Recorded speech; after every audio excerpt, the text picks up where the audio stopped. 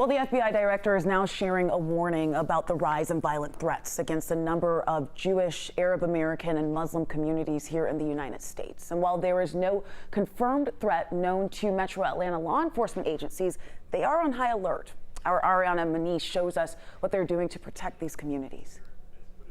A stark warning from FBI Director Christopher Wray. The ongoing war in the Middle East has raised the threat of an attack against Americans in the United States to a whole nother level. In his testimony before the Senate Homeland Security Committee, Wray says since the war between Hamas and Israel started on October 7th, Jewish, Muslim, and Arab American communities are at the center of potential threats.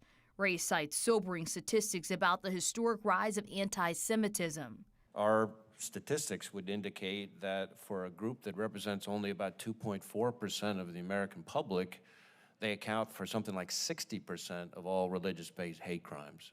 Secretary of Homeland Security says his agency is also witnessing similar threats. In the days and weeks since, we have responded to an increase in threats against Jewish, Muslim, and Arab American communities and institutions across our country. Local law enforcement officials say they have not encountered any specific credible threats, but remain on high alert.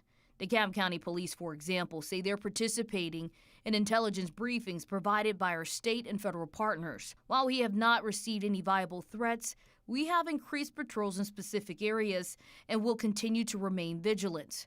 Those areas, places of worship. And as federal, state, and local law enforcement work to stay ahead of potential attacks, Wray says Americans should be watchful and not alter our lives. Not a time for panic, but it is a time for vigilance.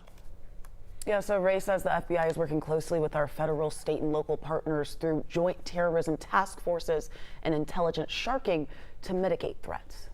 This afternoon, the Carter Center is urging countries to do more to help people caught in the Middle East, to help them who are caught in the conflict. In a statement, it reads in part, quote, "We urge all parties to agree to a ceasefire.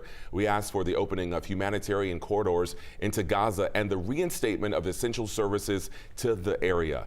It continues to say, "We urge the immediate safe return of all hostages, and we also call on both sides to abide by international law."